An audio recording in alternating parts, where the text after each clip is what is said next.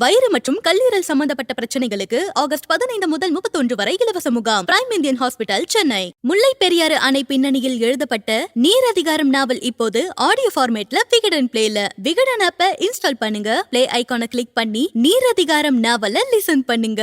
யாராவது ரோட்ல ரெண்டு பேரும் ரொம்ப சண்டை போட்டுட்டாங்கன்னு வச்சுக்கோங்களேன், உன்னை நான் காலி பண்ணா விட மாட்டேன்னு யாராவது ஒருத்தர் சொல்லுவாரு. முடிஞ்சா காலி பண்ணி தான் பாரு, நான் எப்பேற்பட்டாலும் தெரியும்லாம் இன்னொருத்தர் வந்து சொல்லிடுவாரு. ஆமா, சுத்தி நிறைய பேர் வேடிக்கை பார்ப்பாங்க, சில பேர் விளக்கிடுவாங்க. இப்ப இதெல்லாமே சட்டபூர்வமா பண்ண போறாங்க. ரோட்ல நடக்கிற சண்டையை சொல்லல. இன்கேஸ் ஏதாவது ஒரு குற்றச்சாட்டு முதல்வர்கள் மேலேயோ அல்லது மத்திய அமைச்சர்கள் மேலேயோ, ஏன் பிரதமர் மேலேயோ வந்துச்சுன்னா கூட சட்டப்பூர்வமாக அந்த பதவியை காலி செய்ய முடியும். அதற்கான மசோதா இன்னைக்கு நாடாளுமன்றத்தில் தாக்கல் செய்யப்பட்டிருக்கு. நிறைய விவாதங்களும் நடைபெற்றிருக்கு. அதுதான் நிறைய செய்திகளும் இருக்கு. ஷோக்குள்ள போய் பேசிடுவோம். Welcome to the imperfect show. நான் உங்கள் நண்பன் சிபி சக்கரவர்த்தி. நான் உங்கள் வெங்கடேஷ். ஓகே, ஷோக்குள்ள போயிடலாம். Welcome to the imperfect show. நாடாளுமன்ற மழைக்கால கூட்டத்தொடர் ஜூலை 21 ஆரம்பிச்சாங்க. ஆகஸ்ட் 21 முடிக்க போறாங்க. நாளை ஒரு நாள் மட்டும் தான் நாடாளுமன்றம் இருக்கு. இந்த ஒரு மாசம் என்னப்பா நடந்ததுன்னு பாக்குறப்ப சனியெல்லாம் கழிச்சு கட்டிருங்க.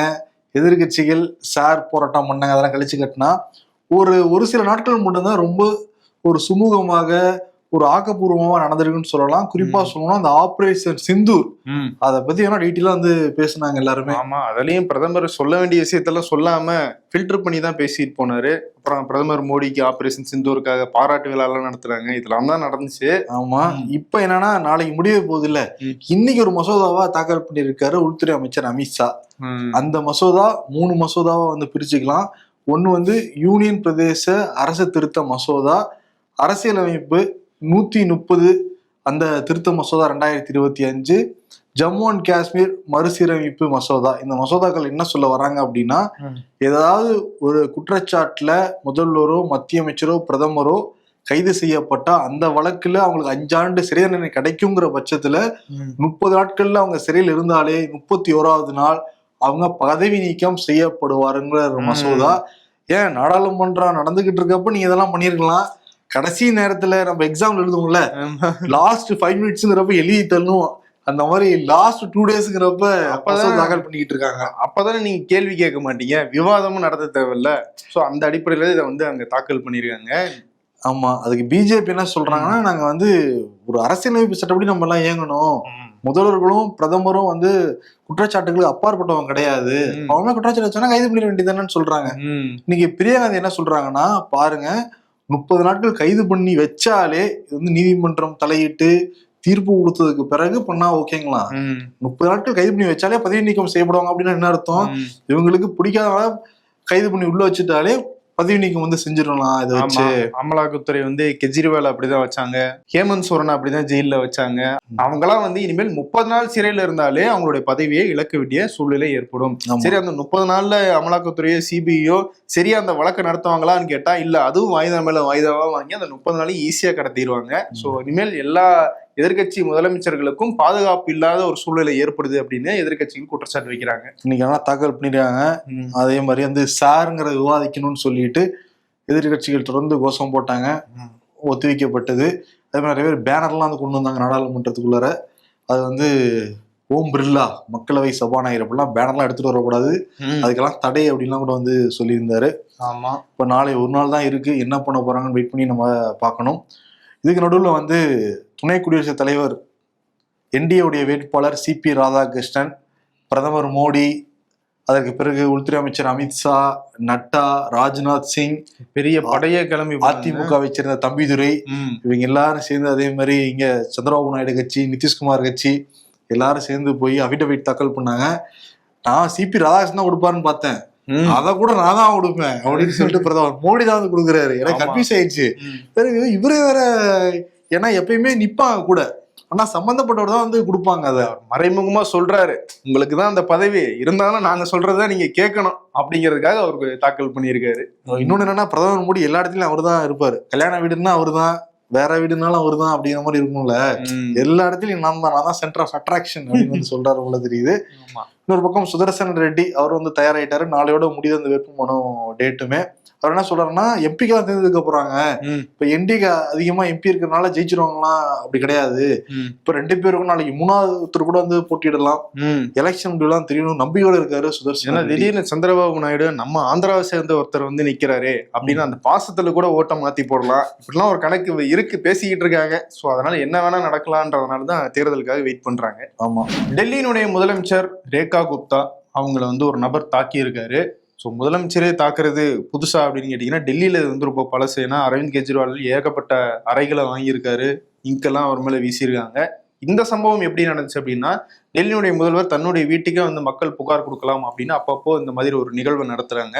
அப்படி இன்னைக்கு நிகழ்வுக்கு வந்த ஒரு நபர் தான் அவங்களை அரைஞ்சு அவங்களுடைய முடியெல்லாம் பிரிச்சு தாக்குனதாக தகவல் வெளியாகி இருக்கு.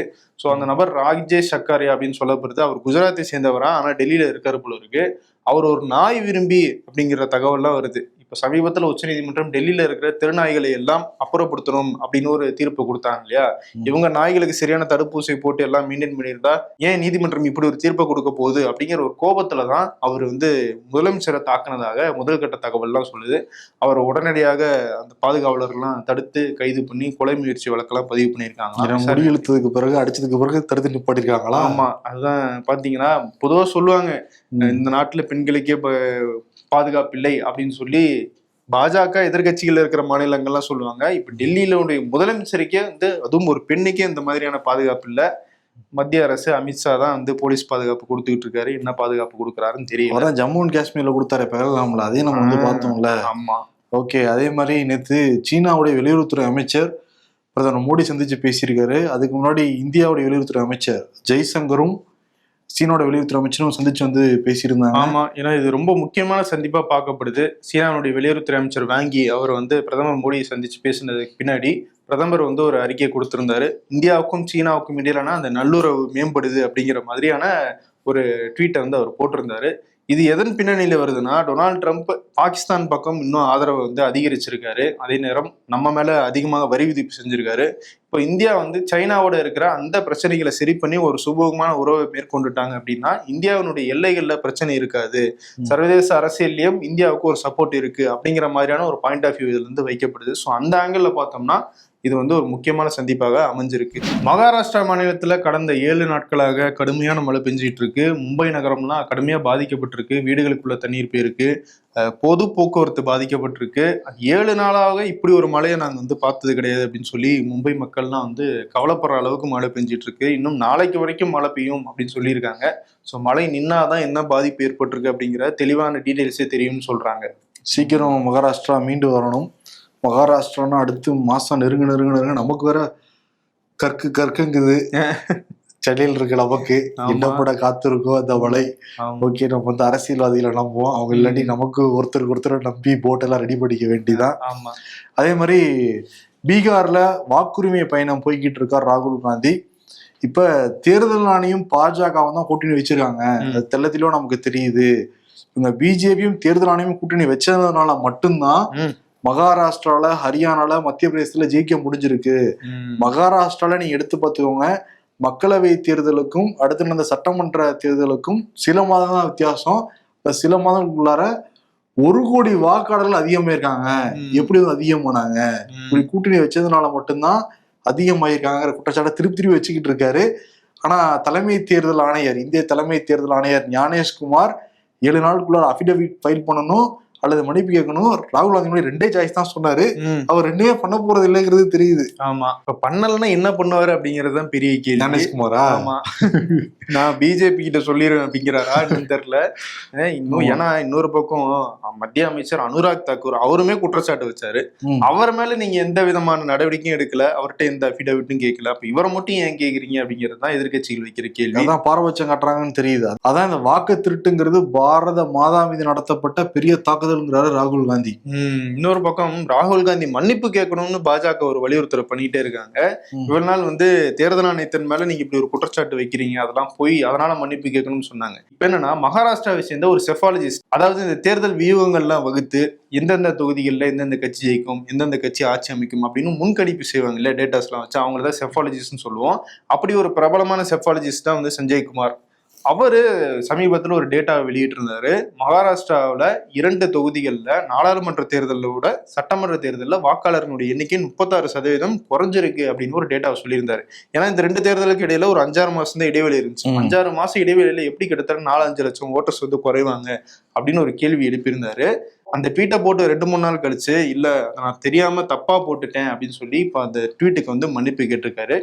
அது மட்டும் இல்லாம ராகுல் காந்தி அவருடைய டேட்டாஸை எல்லாத்தையும் எடுத்து பேசியிருக்காரு அப்படிங்கிறதுனால அவர் பேசின எல்லாமே தப்பானது அப்படிங்கிற காரணத்தை சுட்டி காட்டி பாஜகவினர் ராகுல் காந்தி மன்னிப்பு கேட்கணும் அப்படின்னு சொல்லி இப்ப பேசிட்டு இருக்காங்க. பிஜேபிக்கு பிடிச்ச வார்த்தை மன்னிப்பு. அவங்க கேட்பாங்க இல்ல கேட்க சொல்லுவாங்க. ஆமா, தமிழ்நாடு சட்டமன்றத்துல இயற்றப்படுற அந்த சட்டங்களுக்கு ஒப்புதல் தெரிவிச்சு ஆளுநருக்கு அனுப்பிவிட்டா தமிழ்நாடு ஆளுநர் RN ரவி அதை கிடப்பிலேயே போடுறது, இல்ல வந்து மசோதா பத்தி எதுவும் வாய் திறக்காம இருக்குன்றதுதான் குற்றச்சாட்டு. அதனால உச்சநீதிமன்றம் வந்து போயிருந்தாங்க. உச்சநீதிமன்றமே பல மசோதாக்களுக்கு அனுமதி கொடுத்தாங்க. அவங்களே வந்து அப்ரூவ்லாம் வந்து பண்ணாங்க. ஆமா, அதே மாதிரி காலக்கெடு வந்து கொடுத்துருந்தாங்க ஆளுநருக்கும் சரி குடியரசுத் தலைவருக்கும் சரி. குடியரசுத் தலைவருக்கே எப்படி நீங்க காலக்கெடு ஃபிக்ஸ் பண்ணலாம்னு சொல்லிட்டு மத்திய அரசு பல கேள்விகளை கேட்டு உச்சநீதிமன்றத்துல மனு தாக்கல் பண்ணியிருந்தாங்க. இப்ப அந்த வழக்கு விசாரணை நடந்துகிட்டு இருக்கு. அதுல வந்து நீதிமன்றம் என்ன சொல்லியிருக்கு அப்படின்னா, தமிழ்நாடு ஆளுநர் மசோதாக்கள் மீது ஒரு அக்கறை காட்டவே இல்லை, அதனாலதான் நாங்க தலையிட வேண்டியதா இருந்தது அப்படின்னு சொல்லிருக்காங்க. ஒரு பக்கம் மத்திய அரசு என்ன சொல்லிருக்காங்க அப்படின்னா, அரசியலமைப்பு சட்டத்துக்கு காலக்கெடு இருக்கா? அப்படி இல்ல அவர் எப்படி குடியரசுத் தலைவர் கூட காலக்கெடு விதிக்க முடியும் உங்களால?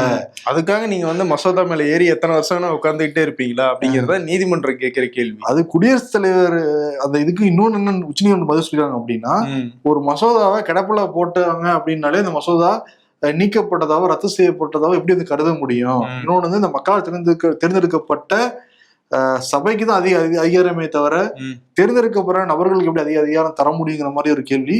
அதுக்கு வந்து மத்திய அரசு என்ன சொல்லிடுறாங்கன்னா, எப்படி மக்களால் தேர்ந்தெடுக்கப்படுற நபர்களுக்கு அதிகாரம் இருக்கோ அதே மாதிரி நியமிக்கப்படுற நபர்களுக்கு அதிகாரம் இருக்குங்கிற மாதிரி சொன்னாங்க. அவங்க வெறும் போஸ்ட்மேன் கிடையாது அப்படின்னு பேசிருக்காங்க. ஓஹோ, அங்கேயும் யாரோ இவர் வெறும் போஸ்ட்மேன் தானே யாரோ சொல்லியிருக்காங்க. அதனாலதான் வந்து அதுக்கு பதில் கொடுத்துருக்காங்க. ராஜ்பவன் ஒரு போஸ்ட் ஆபீஸ் இருக்கு. இப்ப இந்த வழக்கு வந்து செப்டம்பர் 10க்கு வந்து ஒத்திச்சிருக்காங்க. தலைமை நீதிபதி கவாய் முன்னாடி வரப்போது செப்டம்பர் 10. ஆனா நீதிபதிகள் ஒண்ணு தெளிவா சொல்லிட்டாங்க, நாங்க இந்த தீர்ப்பை வந்து மறு ஆய்வு செய்யறதுக்கெல்லாம் இதை விசாரிக்கல. குடியரசுத் தலைவர் ஒரு கேள்வி கேட்டாங்க, அதுக்கான வாதங்களை எடுத்து வைக்கிறதுக்காக தான் எல்லாருக்கும் வாய்ப்பு கொடுத்துக்கிட்டு இருக்கோம். அந்த தீர்ப்பை மாத்திர உத்தேசத்துலாம் நாங்க இல்லை அப்படிங்கிறதையும் தெளிவா சொல்லிட்டாங்க. நிச்சயமா கவாய் முன்னாடி வரட்டும். கவாய் வந்து உச்சநீதிமன்ற தலைமை நீதிபதி வேற, என்ன சொல்றாருன்னு வந்து பார்க்கலாம். இன்னொரு பக்கம் தமிழ்நாடு முதலமைச்சர் MK ஸ்டாலின் 50வது திருமண நாள் விழா வந்து கொண்டாடிக்கிட்டு இருக்காரு. ஆமா, இன்னைக்கு காலையில கலைஞர் நினைவிடத்துக்கு போய் அஞ்சலி வந்து செலுத்தினாங்க ஸ்டாலினும் துர்கா ஸ்டாலினும். ஆமா, அவருடைய மனைவியை பத்தின உருக்கமாக வந்து சொல்லியிருந்தாங்க. என்னுடைய பெட்டர் ஹாஃப் வந்து அன்பை மட்டும் கொடுத்து நிறைய நம்ம விட்டு கொடுத்து போனோம்னா வாழ்க்கை சிறப்பாக இருக்கும்னு யங்ஸ்டர்ஸுக்கெல்லாம் வந்து ஒரு கருத்தை எல்லாம் சொல்லியிருந்தாரு. ஸோ அவருடைய திருமண நாளை முன்னிட்டு நேத்து கூட்டணி கட்சி தலைவர்கள் எல்லாம் நேர்ல சந்திச்சு தம்பதியரா வந்து அவங்களுக்கு வாழ்த்து சொல்லியிருந்தாங்க. ஸோ அந்த விழாவை ஒட்டி குடியரசு துணைத் தலைவர் தேர்தலில் நம்ம யாருக்கு ஆதரவு தெரிவிக்க போறோம் அப்படிங்கிறது குறித்தும் அந்த இடத்துல வந்து டிஸ்கஸ் பண்ணப்பட்டிருக்கு. ஆமா, ஸ்டாலின் தான் சொல்லிட்டாரு, சுதர்சன ரெட்டி ஒரு சிறந்த வேட்பாளர் கூட சொல்லியிருந்தாரு. ஆமா, இதுல இன்னொன்னு என்னன்னா, இந்த சந்திப்பையும் வந்து வேற ஆங்கிலையும் பாக்குறாங்க. கூட்டணி கட்சிகளை நம்ம வந்து விரிசல் விடாம அப்பப்போ இந்த மாதிரி நிகழ்ச்சிக்கு வர வச்சு அவங்கள அரவணைச்சிட்டு இருந்தாதான் யாரும் பிரிஞ்சு போக மாட்டாங்க. இந்த தேர்தலில் சின்ன சின்ன ஓட்டு கூட ரொம்ப முக்கியம் அப்படிங்கறதுனால அப்படி பண்றாருன்றாங்க. நாளைக்கு மழை நடக்க போகுது இல்ல, அவர் வேற வாங்க வாங்கன்னு சிவப்பு அறிவிப்பாரு விஜய். அதை முன்னாடி பாருங்க, இங்க எல்லாம் ரொம்ப ஸ்ட்ராங்கா தான் இருக்காங்க. ஒரு பக்கம் கமல் அதுல வரல, ஆனா சொல்லியிருக்காரு துணை குடியரசுத் தலைவர் தேர்தலில் முதலமைச்சர் யாரா சொல்றாரோ அவருக்கு தான் என்னுடைய வாக்குங்கிறத சொல்லிட்டாரு. எம்பியாவது நீங்களா அப்படின்னு அதுவுமே அவர் தானே கஷ்டப்பட்டு டிவிலாம் உடச்சிக்கிட்டு இருந்தாரு. இப்போ வந்து சரண் அடைஞ்சிட்டாரு. MP சீட்டு கொடுத்துருக்காங்கல்ல, அப்புறம் நன்றி விசுவாசத்தோடு இருக்கணும்ல கமல். இன்னொரு பக்கம் இன்னைக்கு அப்பா அம்மாவுக்கு 50வது திருமண நாள்ல உதயநிதி ஸ்டாலின் இந்த பொன் விழாவுக்கு அப்பா அம்மாவுக்கு நான் வாழ்த்து சொல்லிக்கிறேன். 50 ஆண்டுகளா சுகதுக்கங்கள் எல்லாம் வந்து பகிர்ந்துக்கிட்டு ஒன்னும் வந்து இருந்திருக்காங்க. வாழ்த்துக்கள் முத்தங்கள். கல்யாணம் உடனே எங்க அப்பா மீசாக்கெல்லாம் போயிட்டாருன்னு அதுலயும் வந்து அரசியல ஊத்தி ஒரு வாழ்த்து சொல்லியிருந்தாரு உதயநிதி. ஓகே, ஆனா 50 ஆண்டுங்கிறது ரொம்ப ஒரு பெரிய விஷயம் தான்.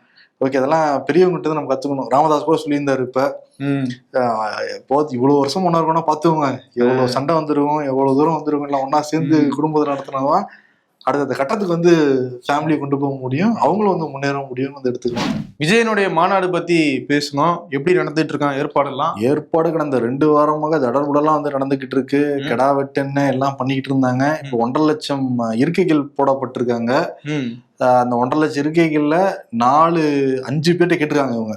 அதுல 4 பேர் கொடுக்க மாட்டேன்ட்டாங்க. வாடகை சேர் கொடுங்க. ஆமா, 4 ஒப்பந்ததாரர்கள் கொடுக்க மாட்டேன்ட்டாங்க.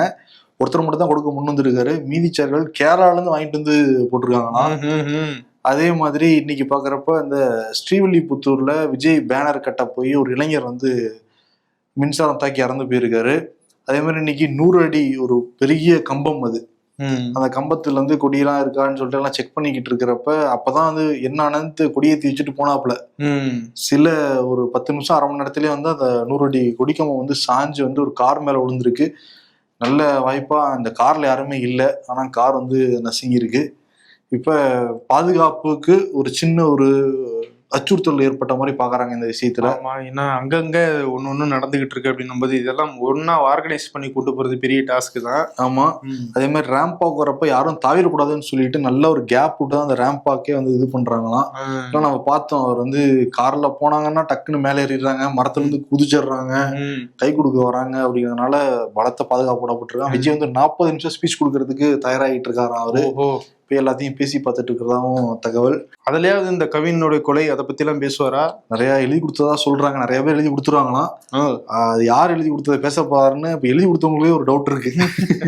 அதெல்லாம் தொகுத்து பேச போறாங்கிறதாவும் ஒரு தகவல். ஓகே, பாப்போம் நாளைக்கு. ஏன்னா ஒரு 16 கலை நிகழ்ச்சி வந்து நடத்த போறாங்க. 1 கிலோமீட்டர் வரைக்கும் ஒரு ரேம்ப் வாக் வந்து இருக்கு விஜயோடது. ஒரு குழாயெல்லாம் போட்டு ஏற்பாடுலாம் பண்ணியிருக்காங்கன்னு சொன்னாங்க. நிறைய பேருக்கு இந்த விழுப்புரம் மாநாட்டில் நடந்தப்போ நிறைய பேருக்கு தண்ணி தாங்க ஏற்பட்டுருச்சு, தண்ணி இல்லாம கஷ்டப்பட்டாங்கன்றனால பைப் லைனே போட்டாங்க, நேரடியாக நீங்க தண்ணி பிடிச்சி குடிச்சுக்கோங்க அப்படின்னு சொல்லிட்டு. அதெல்லாம் தண்ணி ட்ரோன் மூலமாவும் தண்ணி கொடுக்கறது ஏற்பாடும் இருக்குன்னு சொல்றாங்க. ஓஹோ, எல்லாம் ஏற்பாடு மேலே கான்சன்ட்ரேஷனா இருக்கு. பேசுறதுல ஏதாவது இருக்குமா கான்சன்ட்ரேஷன்? பாப்போம், பொறுத்துருவோம். மேடையில மட்டுமே 500 பேர் உட்கார போறாங்களாம். ரொம்ப ஸ்ட்ராங்கா போட்டிருக்கணும். ஆமா, சீரியஸா தான் சொல்றேன். 500 பேர் டவுட் ஆகிறீங்க. உண்மையுமே 500 பேர் உட்கார அளவுக்கு இந்த ஸ்டேஜ் போட 500 பேரா? முக்கியமான ரூபாய் எல்லாத்தையும் மேடை ஏற்ற போறாங்களாம். அவ்வளவு பேர் இருக்காங்களா? இருக்காங்கன்னு அவங்க சொல்றாங்க. ஒரு முக்கியமான மாநாடு தான். விஜய் என்ன பேச போறாரு? ஏன்னா இப்ப டிஎம்கே ஆட்சிக்கு வந்துட்டா கூட வாக்கு சதவீதம் பாக்குறது ரொம்ப கம்மியான வாக்கு சதவீதம் தான் வந்திருக்கு டிஎம்கே 2021 சட்டமன்ற தேர்தல். இப்போ ஒரு யங் ஃபோர்ஸா வராரு. முக்கியமா இளைஞர்கள் எல்லாரும் பின்னாடி வராங்க. யாருடைய வாக்கு பிரிக்க போறாருன்னு வந்து ஒரு தெரியல. அதனால எல்லா கட்சியும் ஒரு மாதிரி பதட்டத்தோட தான் இருக்காங்க. அப்போ வாக்குகள் பிரிக்கிறதோட சரி, ஜெயிக்க மாட்டாரா? ஜெயிப்பாங்க அவங்க நம்புறாங்க. பாப்போம் நாளைக்கு ஸ்பீச்ல தெரியும் என்ன சொல்றாரு. 2022 நடந்த பொதுக்குழுவுல எடப்பாடி பழனிசாமியை பொதுச் செயலாளராக தேர்ந்தெடுத்த அந்த நடவடிக்கை செல்லாது அப்படின்னு சொல்லி சூரியமூர்த்தி அப்படிங்கிற ஒருத்தர் வழக்கு தொடர்ந்திருந்தாரு உரிமையியல் நீதிமன்றத்துல. அவர் எங்க கட்சியே கிடையாது, அவர் தொடர்ந்த வழக்கெல்லாம் விசாரிக்க கூடாது அப்படின்னு சொல்லி எடப்பாடி தரப்புல இருந்து எதிர் வழக்கும் தாக்கல் செய்யப்பட்டுச்சு. ஸோ இந்த வழக்கு விசாரணை ரொம்ப நாளா நடந்துகிட்டே இருக்கு. இப்போ அந்த உரிமையியல் வழக்குகளை எல்லாம் விசாரிக்கிறதுக்கு இடைக்கால தடை வச்சிருக்கு நீதிமன்றம். அப்பாடா, நிம்மதியா பயணத்தை மேற்கொள்வார் அவரு. ஆமா. இன்னொரு பக்கம் பிரேமலதா விஜயகாந்த் கட்சி மாறி மாறி வைக்கிற குற்றச்சாட்டு இருக்குல்ல. கட்சி மாறுதுன்னா தமிழ்நாட்டுல என்ன புதுசா? எங்க தேமுதிக ஜெயிச்சவங்க தான் வந்து ஒரு 10-15 பேர் வந்து அதிமுக ஜாயின் பண்ணாங்க, எங்க முதுகுல வந்து குத்துனாங்கிற மாதிரி ஒரு செய்தி வந்து சொல்லியிருக்காங்க. அதை இப்பயே சொல்லி வைக்கிறாங்க. நாங்க ஒரு பக்கம் வந்து டிஎம்கே கூடனையும் பேசுவோம், இன்னொரு பக்கம் ஏடிஎம்கேயோடையும் பேசுவோங்கிறத சொல்றாங்க. எல்லா கட்சியும் தமிழ்நாட்டுல புதுசு இல்லை அப்படின்னு. அவங்க கட்சியில இருந்து மாறி போனவங்க துரோகம் பண்ணாங்க அப்படின்னா இவங்க கூட்டணி மாறுறது துரோகம் கிடையாது. இன்னொரு பக்கம் நாம் தமிழர் கட்சியுடைய ஒருங்கிணைப்பாளர் சீமான் இந்த மரங்களோட மாநாடு நடத்த போறாருன்னு சொன்னால இடத்தேர்வுக்காக திருத்தணியிலவே மரத்தெல்லாம் கட்டி பிடிச்சு முத்தம் கொடுத்துக்கிட்டு இருந்தாரு. மரத்தோட பேசி இருந்திருக்காரு. இன்னொரு பக்கம் மல்லை சத்யா கட்சியிலிருந்து சஸ்பெண்ட் பண்ணியிருக்காரு வைகோ. ஆமா, நீயா போறியா இல்ல நானா அனுப்புறதா அப்படிங்கிற ஒரு மோதல் வந்து நிலவிக்கிட்டு இருக்கு. மற்ற பிரச்சனைகளை தாண்டி இது போய்கிட்டு இருக்கு. ஸோ தொடர்ந்து மல்லை சத்யா வைகோ மேலேயும் அவருடைய மகன் துரை வைகோ மேலேயும் குற்றச்சாட்டுகளை வச்சுட்டு இருக்காரு. பிஜேபியோட போறாரு அப்படின்னு பல்வேறு குற்றச்சாட்டுகள். அதையெல்லாம் கருத்துல கொண்டு நாங்க அவர் மேல வந்து ஒழுங்கு நடவடிக்கை எடுக்கிறோம் அப்படின்னு இந்த சஸ்பெண்ட் பண்ணியிருக்காங்க. ஒழுங்கு நடவடிக்கையை தாண்டி அவர் கட்சியை விட்டு நீக்கிறதுக்கே அளவுக்கு அவர் நிறைய பேசியிருக்காரு. ஆனாலும் அந்த நடவடிக்கை எடுக்காம வைகோ இருக்காரு. என்னவோ கணக்கு போட்டுக்கிட்டு இருக்காங்க. ஏன்னா சீக்கிரம் மலேசியா திமுக ஜாயின் பண்ணுவாங்கன்னு ஒரு செய்தியோட வருது, பார்க்கலாம். இன்னொரு பக்கம் தமிழ்நாட்டுல என்ஐஏ 10 இடங்கள்ல வந்து சோதனை நடத்திக்கிட்டு இருக்காங்க. திண்டுக்கல், மதுரை, கொடைக்கானல் உள்ளிட்ட இடங்கள்ல. குறிப்பா சொன்னோம்னா எஸ்டிபிஐ கட்சியுடைய நிர்வாகி ஷேக் அப்துல்லா வீட்லயும் இந்த என்ஐஏ சோதனை வந்து நடந்துகிட்டு இருக்கு. பாப்போம். என்ஐஏ சோதனை அப்படின்னாலே ஏதோ ஒண்ணு விபரீதமா கண்டுபிடிச்சிருவாங்கன்னா தெரியும். ஆமா, அவங்க அறிக்கையில சொல்றப்பதான் நமக்கு தெளிவா புரியும்.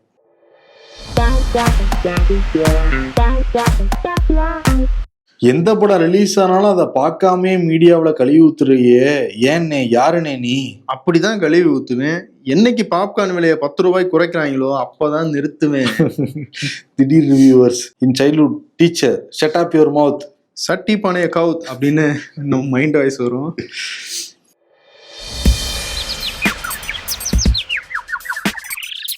ரெண்டாயிரத்தி 26 அன்புமணி முதலமைச்சரானதும் கோட்டையில் அமர்ந்த ராமதாஸின் பேனாவை கையெழுத்து போடுவார் வழக்கறிஞர் பாலு, பாமக. அவர் அப்பா மகன் உறவையே கோட்டை விட்டவர் ஐயா. தமிழகத்தை உருவாக்கியது தமிழர்கள் அல்ல, ஆங்கிலேயர்கள் தான். மேதகு சிபி ராதாகிருஷ்ணன் தமிழர் அப்படின்னு பிராக்கெட்ல போடுறாங்க. அரசியல்ல இதெல்லாம் சாதாரணமாப்பா. இன்னைக்கு யாருக்கு விருது அப்படின்னா, மோடிக்கும் அமித்ஷாவுக்கே கொடுத்துடலாம். பிரதமரை கைது பண்ணலாம், மத்திய அமைச்சர்ல கைது பண்ணலாம், முதலமைச்சரை கைது பண்ணலாம். அதுக்கான அந்த மசோதா 3 மசோதாலாம் கொண்டு வருவோம்னு இருக்காங்க. இல்ல, இதுவரைக்கும் முதலமைச்சர்களை கைது பண்ணி நான் பாத்திருக்கேன். பிரதமரை யாராவது கைது பண்ணி பாத்திருக்கீங்களா? அது வாய்ப்பே இல்லைன்னா தெரியும். சும்மா நீங்க திரும்பி கேள்வி கேட்டக்கூடாதுன்னு அது சேர்த்த மாதிரி தெரியுது எனக்கு. அதனால ஹேண்ட்ஸப் அப்படின்ட்டு இருக்காங்கல்ல, அதனால அதே வந்து விருதா நாங்க சொல்றதுக்கு ஒத்துக்கங்க, இல்லாட்டி அரெஸ்ட் பண்ணிடுவோம் அப்படிங்கிறது. அரசு பண்ணி 30 நாள் வச்சா போதும், பதவி நீக்கம் வந்து செஞ்சிருவாங்க. அது என்ன காரணம்ங்கிறது மக்களுக்கும் தெரியுது, எதிர்கட்சிகளுக்கும் தெரியுது. சட்டமன்றத்திலையும் நாடாளுமன்றத்தில் விவாதம் நடத்திக்கிட்டு இருக்காங்க. ஆமா, ஓகே. அதனால ஹேண்ட்ஸ் அப்புங்கிற விருதை வந்து கொடுத்துட்டு விடைபெறலாம். நன்றி. Prime Indian hospital Chennai. வயிறு, குடல் மற்றும் கல்லீரல் சம்பந்தப்பட்ட பிரச்சனைகளுக்கு ஆகஸ்ட் 15 முதல் 31 வரை இலவச முகாம். For appointment contact 04423639999. முல்லை பெரியாறு அணை பின்னணியில் எழுதப்பட்ட நீர் அதிகாரம் நாவல் இப்போது ஆடியோ ஃபார்மேட்ல விகடன் பிளேல. விகடன் ஆப்பை இன்ஸ்டால் பண்ணுங்க, பிளே ஐகானை கிளிக் பண்ணி நீர் அதிகாரம் நாவலை லிசன் பண்ணுங்க.